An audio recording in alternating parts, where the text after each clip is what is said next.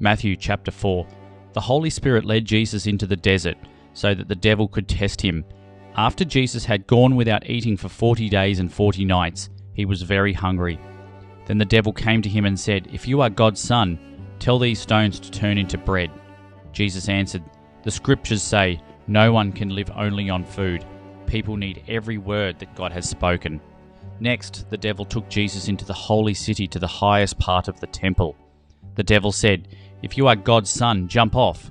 The scriptures say, God will give his angels orders about you. They will catch you in their arms, and they won't hurt you, your feet on the stones." Jesus answered, "The scriptures also say, don't try to test the Lord your God." Finally, the devil took Jesus up on a very high mountain and showed him all the kingdoms on earth and their power. The devil said to him, "I will give all this to you if you will bow down and worship me." Jesus answered, "Go away, Satan. The scriptures say, worship the Lord your God and serve him only." Then the devil left Jesus and the angels came to help him. Then Jesus heard that John had been put in prison. He went to Galilee, but instead of staying in Nazareth, Jesus moved to Capernaum. This town was beside the Lake Galilee in the territory of Zebulun and Naphtali. So God's promise came true that the prophet Isaiah had said, "Listen, lands of Zebulun and Naphtali, along the road to the sea and across the Jordan. Listen, Galilee, the land of Gentiles. Although your people live in darkness, they will see a bright light, and although they live in the shadow of death, a light will shine on them." Then Jesus started preaching, "Turn back to God, the kingdom of heaven will soon be here." While Jesus was walking along the shore of Galilee, he saw two brothers. One was Simon, also known as Peter, and the other was Andrew. They were fishermen, and they were casting their net into the lake.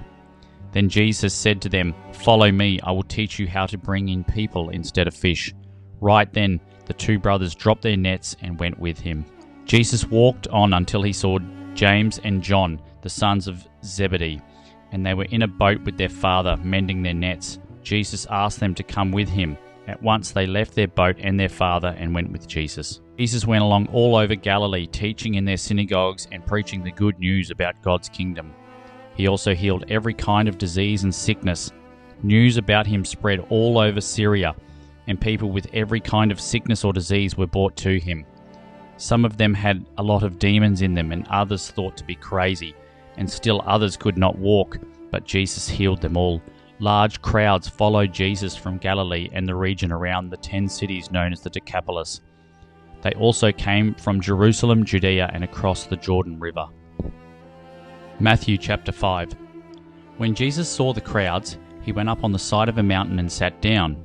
Jesus' disciples gathered around him, and he taught them, "God blesses those people who depend only on him. They belong to the kingdom of heaven.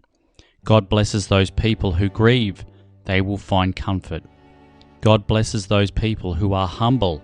The earth will belong to them. God blesses those people who want to obey him more than eat or drink. They will be given what they want. God blesses those people who are merciful. They will be treated with mercy. God blesses those people whose hearts are pure. They will see him. God blesses people who make peace. They will be called his children. God blesses those people who are treated badly for doing right. They belong to the kingdom of heaven. God will bless you when people insult you, mistreat you, and tell all kinds of evil lies about you because of me. Be happy and excited. You will have a great reward in heaven. People did the same things to the prophets who lived long ago. You are the salt for everyone on earth. But if salt no longer tastes like salt, how can it make food salty? All it is good for is to be thrown out and walked on. You are the light of the whole world. A city built on top of a hill cannot be hidden, and no one lights a lamp and puts it under a clay pot. Instead, it is placed on a lampstand where it can give light to everyone in the house. Make your light shine, so others will see the good that you do and will praise your Father in heaven. Don't suppose I came to do away with the law and the prophets. I did not come to do away with them, but to give them their full meaning. Heaven and earth may disappear, but I promise you, even a period or a comma will ever disappear from the law. Everything written in it must happen. If you reject even the least important command in the law and teach others to do the same, you'll be the least important person in the kingdom of heaven. But if you obey and teach others its commands, you will have an important place in the kingdom. You must obey God's commands better than the Pharisees and the teachers of the law obey them. If you don't, I promise you, you will never get into the kingdom of heaven. You know, our ancestors were told, "Do not murder," and "A murderer must be brought to trial." But I promise you, if you are angry with someone, you will have to stand trial.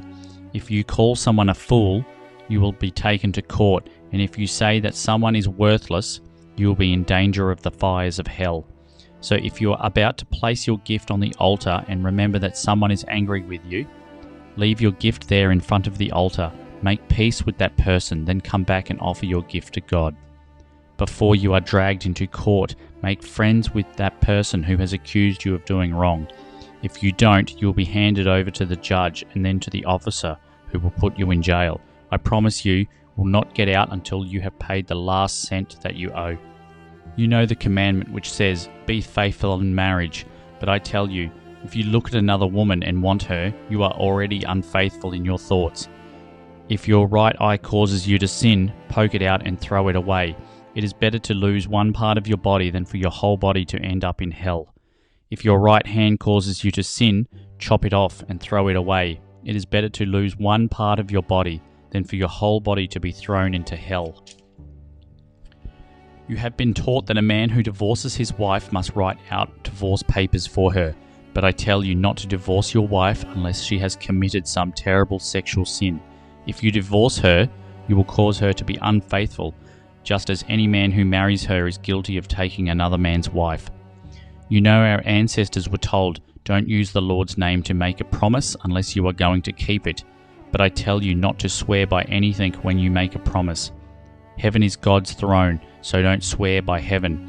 The earth is God's footstool, so don't swear by the earth. Jerusalem is the city of the great king, so don't swear by it. Don't swear by your own head. You cannot make even one hair white or black.